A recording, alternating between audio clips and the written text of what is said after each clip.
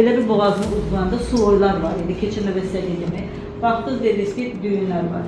Onu mənə Bakıda da 4 dənə düyün demişdilər. Amma o düyünlər elə bir ki, hər il analiz verirəm, böyüyür. Eyni boyda da. Yəni keçirsən uzidən böyüyür, ölçüsü qalıb, eyni zamanda hormonlarda da dəyişiklik yoxdur. Teyit edir, TSH hormonu normaldır.